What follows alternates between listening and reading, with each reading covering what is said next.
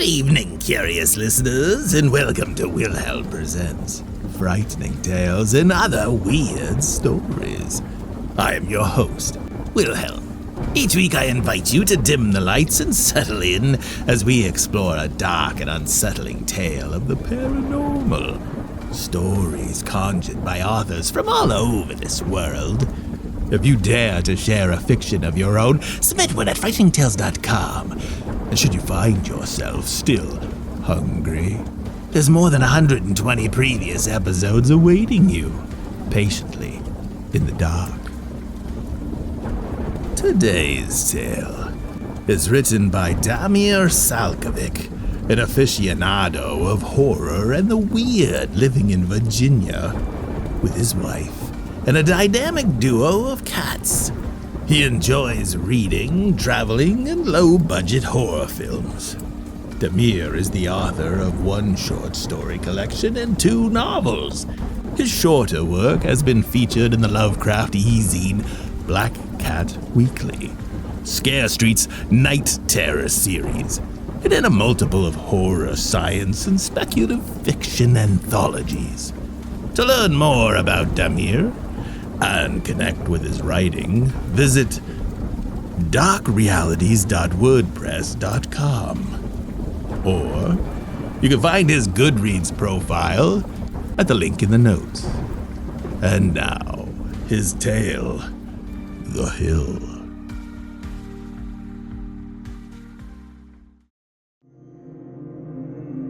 But you must have some idea where they're coming from. The young man in the suit sitting across from me smiled. But the smile failed to register in his eyes. A theory, or an educated guess at the very least. I'm no biologist, I said, arranging the pens so that they touch the corners of the notepad, forming obtuse angles with the sides. In a recent compulsion I've picked up, the strangest thing, but sharp angles in certain surfaces evoke funny images in my mind. The kind of funny that makes you laugh all the way into a rubber room, and a jacket that ties in the back. But I've seen the pictures and read the reports. Whatever these things are, they defy all categorization. They conform to no known taxonomy. In what sense? In every sense. A man passed in front of the glass door, glancing in with exaggerated indifference. The circus show goes on, the resident nutcase interviewed by yet another faceless government suit. The best scientific minds in the nation have tried to make sense of them and failed.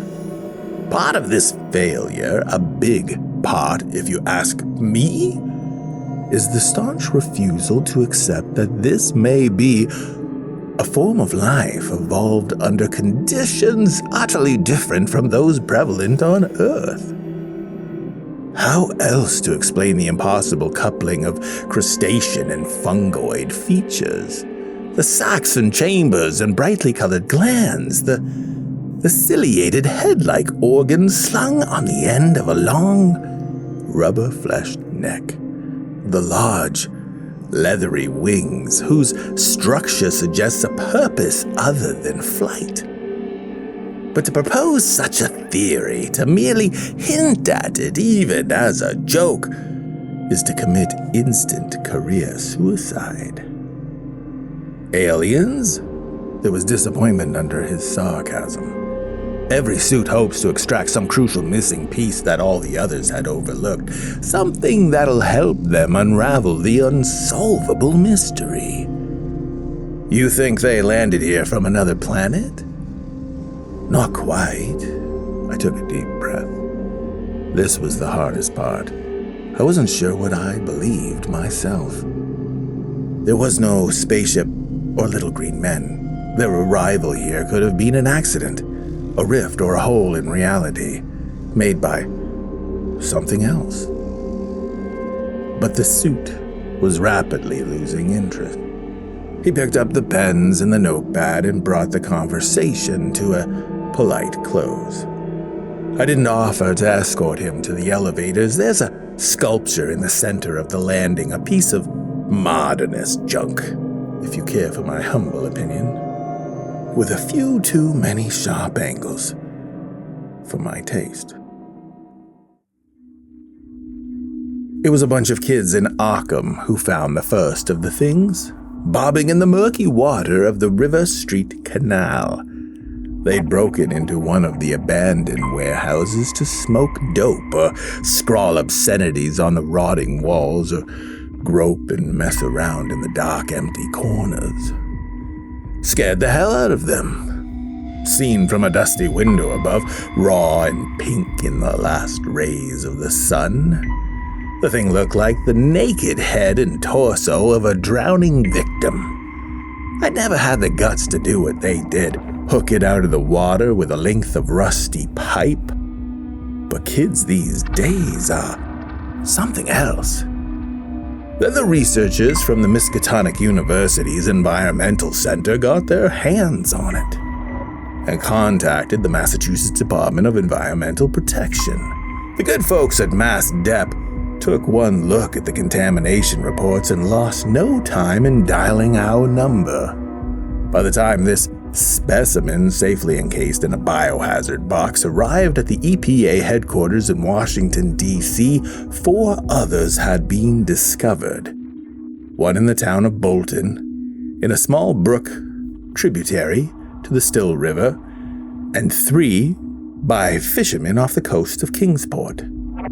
But these 3, so decayed that they couldn't be dissected or analyzed, all save the one near Bolton, had floated down the Miskatonic. And that one could have crawled up one of the drainage ditches that fed into the river. It wasn't present at any of the autopsies, if you can call them that. But we were shown images and a heavily edited video. I tried to put them out of my mind. You couldn't let yourself think about them too much. The way they lay. Insanity. But the profoundly alien anatomy of the thing found in Arkham was the least of our concerns at the time. Some thought it to be a rare mutation. Others dismissed it as an elaborate hoax. The real problem, the one that rang the alarm bells in the DEP and EPA offices in Boston and got headquarters involved, was something unseen and deadly, but all too familiar. The tests had revealed high levels of chemical and organic contamination in the tissue of the specimen. The findings were puzzling at first, but it didn't take us long to identify a probable source. For over 3 centuries, the Miskatonic Valley had been a wild, dreary place defined by the brooding river which powered the pulp and textile mills and irrigated the farms along its banks. Over the past century, the demise of local industries and a steady trickling away of old families had spelled a slow, lingering death for the valley. Tracts of ancient forest and abandoned farmland west of the river could be bought for next to nothing. Throughout the 80s and 90s, soaring land prices and the expansion of cities had made this bleak wilderness attractive to big agriculture. Stockyards, feedlots, and meat processing plants now dot the gloomy landscape. The revival had come too late to breathe life into the ghost towns along the river. Old ramshackle places with rustic names, Dunwich, Aylesbury, Arkham, and interstate highway development had cut the valley off from urban centers like Boston and Lowell. But the environmental spillover was another matter. Tissue analysis from the Arkham specimen pointed to the illegal dumping of large quantities of organic and chemical waste into the groundwaters that fed the Miskatonic. The poisoned waters of the river posed a threat to the inhabitants and ecosystem of the valley and the fishing communities near its estuary. There was no predicting the full impact of the disaster. The contamination could spread towards the south and east into endless network of underground waterways. leaking into the water supply of millions. The EPA decided there was no time to waste and dispatched a team to collect water samples along the river. There were 4 of us, Bentham, Nielsen, and I from the Washington, D.C. office, and Young from Boston. Our job was to determine the source and extent of the contamination and come up with a stabilizing plan for the affected area. It wouldn't stop there. The agency was out for blood, and already there were rumors of criminal charges for non-compliance and neglect. Of the 4 who left, I'm the only one who made it back alive, if you can call this living. Sleep brings nightmares of howling winds and dim mountainous shapes, treading the chasms between the stars. Reality feels thin and worn, a frayed fabric through which terrible sights can be glimpsed. The whisper in my mind grows louder, taunting me with oblivion. My mind feels infected. Madness stalks the shadows, and the drugs, they keep it at bay for now. Antipsychotics, barbiturates, a bunch of other pills with names I can't pronounce. A dubious haven at best. Once that's gone, I know what to do. Better to die than gaze upon the visage of that horror again. And when the time comes, I'll be ready. The plan was to spend 2 days collecting samples and analyzing them in the mobile laboratory in the rear of the van. If assumptions were correct, we'd be able to trace containment movement patterns back to the source of the Miskatonic, located in the hills near the town of Dunwich. On the other side of the hills lay the gray wastelands of slaughterhouses and meatpacking plants from which the contamination was thought to originate. If the data checked out, the rest would be in the hands of the agency's Office of General Counsel. We set off for New England in the early hours of a cold spring day, the bleak dawn sky heavy with promises of freezing rain. The deluge let up by the time we turned off the highway near Lawrence and ventured into a labyrinth of winding country lanes.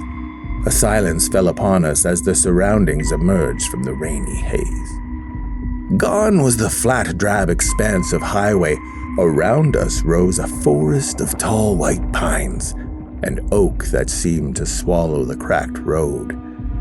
In the shadows past the first lines of trees, the fallen leaves and deadfall arranged and rearranged themselves into eerie shapes, and with each flicker of transient light farther into the woods, the tangled shrubs grew taller than a man, and warped trees stood by the roadside, their roots sticking out of the earth like claws. It was as if we'd crossed some invisible border into a weird, unfamiliar world. The ominous foliage gradually thinned out to reveal a wavy horizon of low hills and the bank of a river wreathed in white mist. Far ahead, the hills gradually gave way to a range of mountains, looming blue mirages over a boundless expanse of forest and marshland. A sense of vague unease stirred in me as we drove along the wide, silent river, the hills towering above us like dark sentinels at the entrance to the valley. But any doubts and fears I had were quickly forgotten in work. We found rooms in a small but clean motor inn near the quiet old town of Arkham and spent 2 days driving out to the sampling sites and analyzing the water, looking for changes in contaminant concentration. The initial findings confirmed the agency's suspicions. All we needed now were samples from the source of the river, and the lawyers in gray suits could take it from there.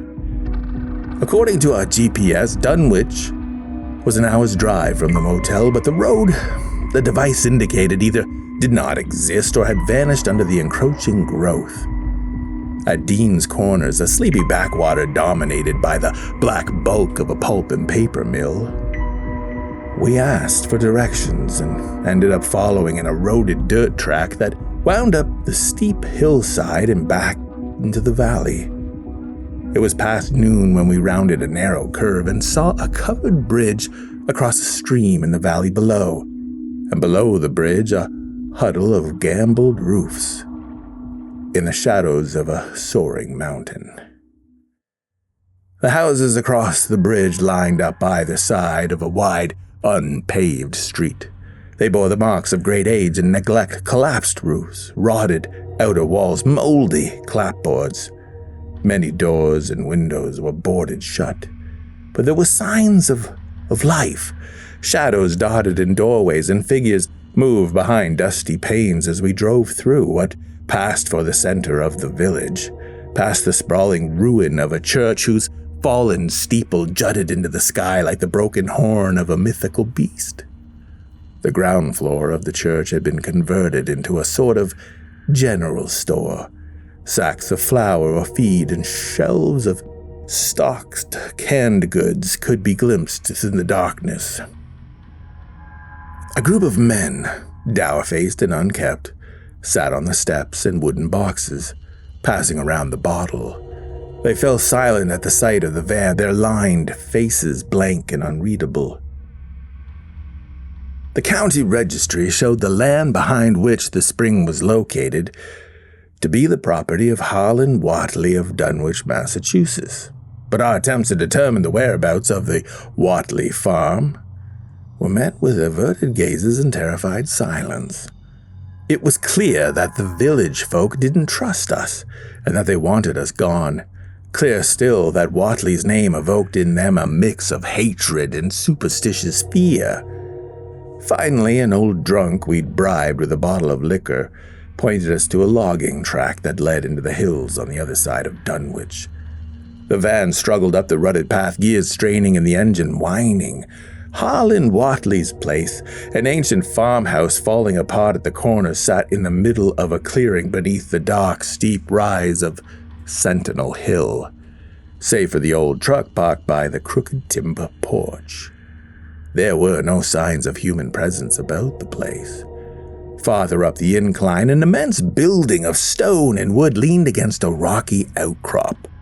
A vast barn-like structure with no visible windows or doors, its foundations elevated on pillars. A small stream flowed beneath it and trickled into a muddy ditch at the side of the road. The sight of that monolithic hulk in the silent wilderness filled me with foreboding. It evoked the grim image of a temple of some dark deity, waiting for a sacrifice to approach the long-abandoned altar. By the look of the others' faces, I could see that they shared my sentiment. None of us spoke much.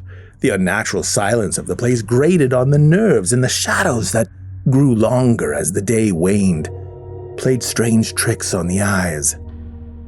The logging track weaved along a precarious ledge, then ended abruptly at the edge of a forest. We parked the van and hiked the rest of the way, carrying our equipment with us.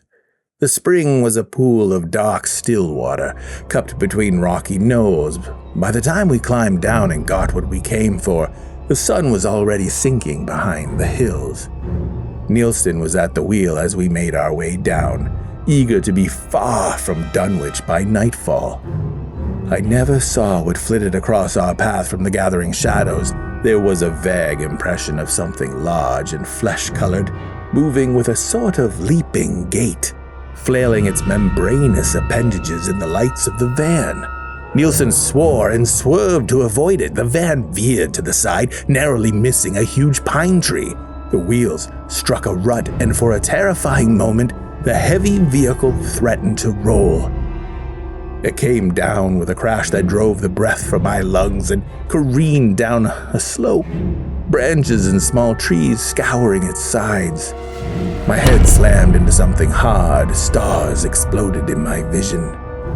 Then all was darkness. By some miracle, none of us was seriously hurt. I had a nasty gash above my temple, and Nielsen had a broken nose, but Jung and Bentham had gotten away with no more than bruises and scratches. Luck was on our side. A gnarled bowl had stopped the van's progress at the edge of a yawning precipice. Apart from a litter of broken glass and the shattered monitor screen, the lab equipment seemed to have survived the crash.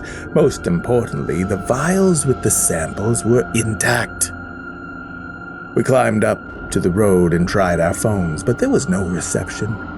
Dusk was falling fast, the horizon outlined in a red glow.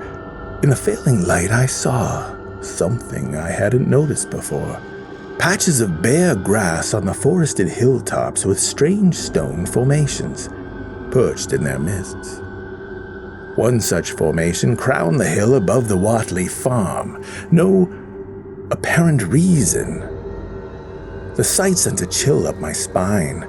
There was no chance of us making it back to Dunwich before dark, and the thought of spending the night in these hills was too terrifying to contemplate. No one had gotten a good look at the thing that had leapt in front of the van. Nielsen turned very pale at the question and shook his head insistently. But the images from the autopsy of the Arkham specimen were fresh in our minds. Bentham suggested that we go down to the Watley farm and ask for help. Whoever lived there had to have a landline or could give us a ride into the village. In the truck that we saw parked outside. I didn't like the idea of returning to the rundown farm and the foreboding structure perched on the hillside, but there was no other choice. We retrieved what equipment we could carry and started downhill. Through the dark and silent woodland, our footsteps loud in the stillness. There was light in the farmhouse windows, and I offered silent thanks for our luck. Bentham went up to the porch steps and hammered on the door. Nothing happened. But Bentham would not be dissuaded. The second round of knocking brought a response not from the old house, but from the dark building on the hill. A low, deep rumble that shook the ground beneath our feet. We glanced at each other wide-eyed. "What the hell was that?" asked Jung. "Sound like a herd of elephants in there," Nielsen said. Bentham took a cautious step back. The roaring noise came again, louder this time, accompanied by a heavy thump against the side of the structure. Something trying to break out. I felt a lead ball drop into my stomach. My legs felt rooted on the spot.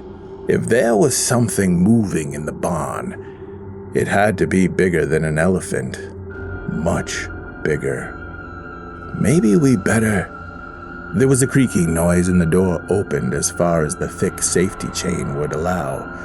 A man peered at us from inside, thin and sunken-cheeked, lank black hair curling around his ears. He looked to be anywhere between 30 and 50. His dark eyes scanned us with a flat, cold gaze. "Mr. Watley?" Bentham extended a hand in greeting. Seeing it ignored, he made an awkward attempt to turn into a vague gesture at the darkening slope. "We ran into some trouble with our van up there. Sure could use some help. If you have a phone, we can..." Jung began. But the noise from the barn drowned out the rest of the sentence. It was like no sound I've heard before, like the tread of colossal feet across an unseen horizon. It was followed by a series of sharp cracks, the wooden walls of the structure creaking and breaking. In the dull glow from the windows, I saw the blank look in Watley's eyes change to terror. "Shouldn't have gone out there." He jerked his head towards the hillside, staring somewhere past us. "You need to leave. The time ain't right. Not yet." The door slammed shut, leaving Bentham with his mouth open. I couldn't say why, but suddenly I knew we had to get out of there, and right away. Nielsen had gone into some sort of daze, and Jung was white as a ghost. His eyes riveted to the bulk of the barn. "Hey!" Bentham's confusion had worn off. Anger rose in its place. He kicked at the door, but it remained closed. A stirring rustle reached us from the immense structure. hundreds of sharp, taloned feet scraping across the stone floor. Nielsen clapped his hands to his ears and whimpered. "Come on," I said to Bentham. "If we have to spend the night out here, we do. We'll walk back to town in the morning." "That bastard!" Bentham's fists were clenched. I'd known him for years and never saw him lose his temper before, but there was something about the place that set your teeth on edge, worked on your nerves. He's got animals in the barn, and I bet he's dumping manure straight into that stream. Let's see how he likes it when we slap him with a fine. Before I could stop him, he took off up the hillside, his tall, lanky figure disappearing into the gloom. We followed him to the side of the structure. Up close, the resemblance of the temple was even stronger. The foundation was hewn from massive stone blocks, the walls made from heavy timber sections. It towered above us like a battle-mented castle of the gods. Bentham waded through the water and clambered up one of the huge joists to a grid-covered hole. When he turned towards us, his face bore a grin I didn't much care for. "Just taking a look inside," he said, and peered through the grate. A shifting, slithering sound came from the other side of the wall as whatever was in the structure moved with a hideous eagerness to meet him. Bentham gave a strangled half-cry and lost his footing. The grate, bearing his full weight, tore off its frame, and he splashed onto the shallow stream. Young went to help him, grabbed one arm and let go with a shriek. Bentham was dead, his lips pulled back from his teeth, his face twisted in a grimace of absolute horror. Out of the corner of my eye, I caught a glimpse of the dim interior, lit by a wan, pale light. There was a vague notion of something immense rearing on many legs, as tall as a cliff, but without constant shape, an amalgamation of all the nightmares dreamt up by humanity. Beneath the sound of his roar, I could hear the flapping of leathery wings and saw the raw, flesh-colored things leaping and fluttering between its colossal legs. I felt the sight claw at the back of my skull, offering insanity. I tore my gaze from it and staggered away from the barn, only to see Watley, or whoever the man in the house was, walking up the slope with a shotgun pointed in our direction. The shot rang out loud as thunder between the cliffs. Jung's hands went up in front of him, a half-hearted attempt to ward off a blow. Pink cloud blossomed at the back of his head, and he pitched into the stream, next to Bentham's corpse. Watley raised his weapon again slowly. His lips moved as if forming words, but all I could hear was a low, insane muttering. Nielsen was kneeling, face turned up to the dark, windowless monolith. His mind was gone. I yelled at him to run and tried to tug him to his feet, but he outweighed me by a good 30 pounds. "The time ain't right," the madman said, and pulled the trigger.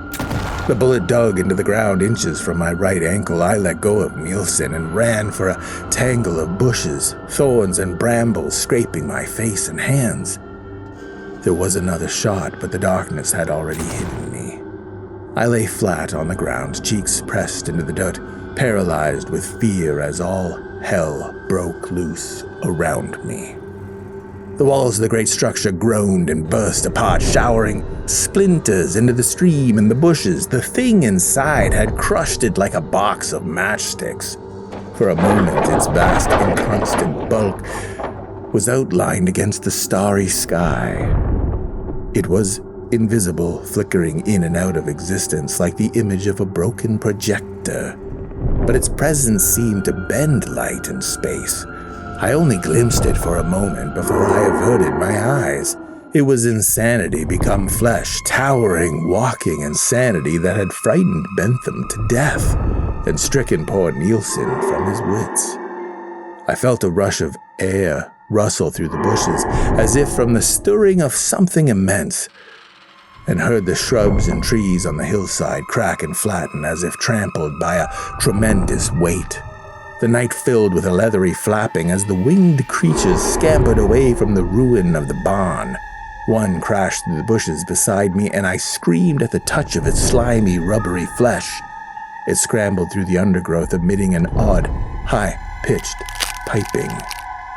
Up the hillside, the unseen horror shambled, leaving a wide swath of destruction in its wake, the ground trembling, the trees snapping like toothpicks. Nielsen cried out. Rising to his feet, he ran straight towards those cyclopean tracks, arms open in rapture, and flung himself in the path of the lumbering horror. There was a sickening crack as the unseen feet trod him to a bloody mass. But this I didn't see. Both the man and the tracks had passed beyond my field of vision towards the top of the hill, where a pale light leaped into the night sky. This was where the shambling obscenity was heading, following some unheard call from the circle of stones. For a moment I saw a great shadow squatting in the middle of the circle, and the stars above me seemed to gather in weird constellations. Reality teetered on the brink of a black gulf. The sequence becomes garbled at this point. I remember seeing Watley fling the shotgun away and run after the monstrosity, chanting strange words in a shrill, inhuman tongue. I remember the unearthly roar that rent the night, part agony, part unfulfilled rage. For a moment, the thing's grotesque shape was outlined against the pale light, seething, writhing, gibbering, unraveling with every shrieked syllable. Then a flash of blinding light seared awful images into the backs of my eyelids.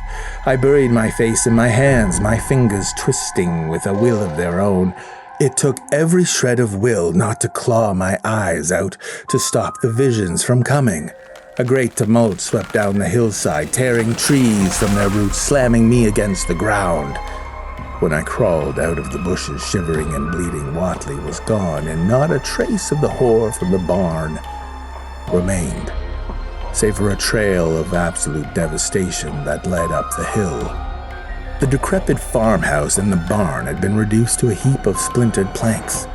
Whatever unclean secret Watley had called upon to summon and bind, the shambling monstrosity was buried under the ruins. They found me, wandering the barren fields around Dunwich 2 days later. I was almost catatonic, near death with exposure. Of what I'd seen up at the farm, I refused to speak, which was just fine for the villagers, who were in no hurry to ask questions. They had seen the weird lights and heard the distant rumble from the forbidden place on the hill. They fed me and gave me blankets and kept their distance until the police arrived from Dean's Corners. The policemen, 2 elderly part-timers, who were as eager to leave the village as the silent, sullen crowd was to be rid of them, took my babbling statement in the musty general store, their eyes dancing uneasily between the half-effaced symbols on the walls behind the shelves and the brick partition that walled off the former chancel. From Dunwich, I was taken to the sheriff's office in Lowell, and from there to Boston. A big investigation followed. The FBI got involved, as did the police departments of several counties. I was brought in for questioning several times, but my account of events was dismissed as raving and unreliable. For a while, I was the chief suspect, but the discovery of Watley's shotgun exonerated me from Jung's murder, and the coroner's office found no evidence of foul play in the bizarre deaths of Bentham and Nielsen. An APB was issued for Harlan Watley's arrest, but that was 6 months ago, and nothing has come of it. The same can be said for the agency's probe into the dumping of waste into the Miskatonic, which has been placed on hold indefinitely. I took a few weeks of mandatory R&R and still see a shrink twice a week on Tuesdays and Thursdays. It's not helping. At this point, nothing can. But it makes me feel like I'm putting up a fight, and one has to hang on to one's delusions, right? All the way to the bitter end. There's something in those hills, A doorway, an opening into some dark and unknowable place, and the inhabitants of the valley know about it. The knowledge of the old ways, knowledge that was ancient before man walked the earth, is still alive. Sooner or later, another will come in Watley's place and bring something through that opening, something unnameable, a denizen from the other side, something vast and hungry, born of insane dimensions and weird planes of existence, something that feeds on those tainted waters, fetid with offal and blood. It can afford to be patient. Time and space as we know them mean nothing to the universe it inhabits. There are others, trapped in the nighted chasms between worlds, dreaming madness and chaos, but this one is the first, the opener of the way. It that waits on the other side of the breach, on the other side of those silent, brooding hills, watching and waiting. My mind is a gate that keeps the insanity from spilling through into this world. I know that, and the thing from the other side knows it too. Sooner or later, I'll have to close the gate. Forever.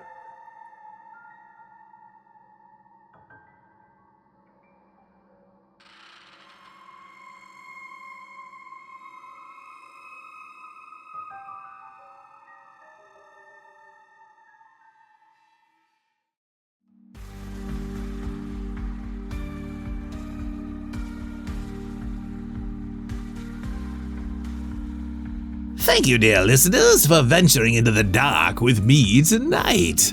Return next week for another dark tale, lurking just beyond the veil. If you enjoyed your journey with me, support my work. Like, subscribe, rate, or leave a comment wherever possible. Most of all, share frightening tales and support the authors who dared to dream these machinations. Buy their books, read their writing, watch their videos. Whatever you can. Until next time, when a new tale creeps across the airwaves, listen closely, if you're brave enough.